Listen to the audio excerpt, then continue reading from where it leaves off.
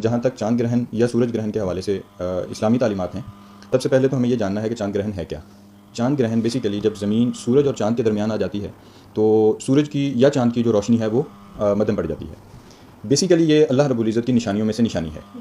یعنی سورج گرہن بھی اور چاند گرہن بھی۔ جس طرح سے آپ کائنات میں دیکھتے ہیں کہ مختلف چیزیں یا پوری کائنات ایون ایک انسان سے لے کے کائنات کی جتنی بڑی بڑی چیزیں ہیں، گلیکسیز ہیں، ستارے ہیں، سیارے ہیں، زمین ہے، سورج ہے، چاند ہے، یا جو کچھ بھی اس زمین کے اندر موجود ہے، تو وہ ساری کی ساری اللہ رب العزت کا پتہ دیتی ہیں اور اللہ رب العزت کی نشانیاں ہیں۔ تو یہ دونوں چیزیں سورج گرہن یا چاند گرہن یہ بھی اللہ رب العزت کی نشانیوں میں سے نشانیاں ہیں۔ اس کا دین میں کیا کانسیپٹ ہے، اس کے حوالے سے میں ایک حدیث مبارکہ آپ کو سناتا چلوں۔ آقا علیہ الصلوۃ والسلام نے ارشاد فرمایا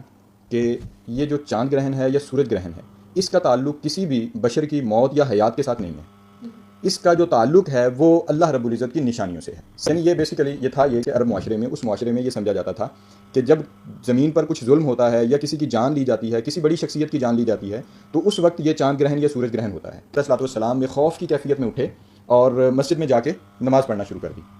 اور جب نماز پڑھ رہے تھے تو صحابہ نے فرمایا کہ ہم نے ایسا آقا علیہ الصلوۃ والسلام کو اس سے قبل کرتے ہوئے نہیں دیکھا۔ تو ہم نے حضور علیہ الصلوۃ والسلام سے پوچھا تو آقا علیہ الصلوۃ والسلام نے ارشاد فرمایا کہ یہ چاند گرہن اس کا کوئی تعلق انسان کی موت اور حیات کے ساتھ نہیں ہے، اس کا جو تعلق ہے یہ اللہ رب العزت کی نشانیاں ہیں۔ اب اس وقت میں کرنا کیا چاہیے؟ جو عمل آقا علیہ الصلوۃ والسلام نے فرمایا وہی عمل کرنا چاہیے، یعنی نماز پڑھنی چاہیے، توبہ و استغفار کرنی چاہیے، اور جو تسبیحات اللہ رب العزت کی بڑائی بیان کرنے کے لیے ہو سکتی ہیں وہ کرنی چاہیے۔ یہ عمل اس وقت میں کرنا چاہیے۔ اب آج کے روز میں بھی ہمیں یہی کچھ کرنا ہے۔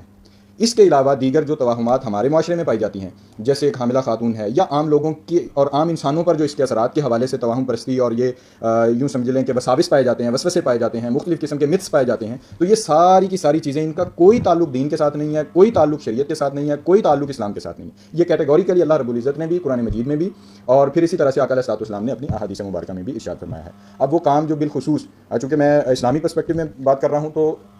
دو قسم کی نمازیں ہیں۔ سورج گرہن کے وقت جو پڑھی جاتی ہے، جو چاند گرہن کے وقت پڑھی جاتی ہے۔ جو سورج گرہن کے وقت پڑھی جاتی ہے اس کو بولتے ہیں صلاۃ الکسوف، کاف سے، اور اسی طرح سے جو چاند گرہن کے وقت پڑھی جاتی ہے وہ ہوتی ہے صلاۃ الخسوف، تو وہ نماز پڑھی جاتی ہے۔ مگر احادیث مبارکہ سے اور سنت کی دیگر جہاد سے ہمیں جو چیز معلوم ہوتی ہے وہ یہ کہ جب ہم یہ نماز پڑھتے ہیں تو یہ اسی طرح سے نماز ہوگی جیسے عام نماز نفل ہم پڑھتے ہیں۔ فرق صرف یہ ہوگا کہ جب ہم نیت کرتے ہیں تو اس نیت میں صلاۃ الخسوف کی نیت کریں گے، تو یہ کام کرنا ہے۔ اس کے علاوہ جتنے متس ہیں کہ حاملہ خواتین ہوں، چاہے وہ جانور ہوں، یا اس طرح سے اور ایکٹیویٹیز جو کی جاتی ہیں یا سمجھی جاتی ہیں ہمارے معاشرے میں، ان کا کوئی تعلق دین اور اسلام سے نہیں ہے، ان کی کوئی شرعی حیثیت نہیں ہے۔ صرف اور صرف یہ ہے اختتام پر کہ یہ اللہ رب العزت کی نشانیوں میں سے نشانی ہے، اور یہ دونوں نشانیوں میں سے نشانیاں ہیں، اور اس کے علاوہ اس کا کوئی تعلق دین اور اسلام سے نہیں ہے۔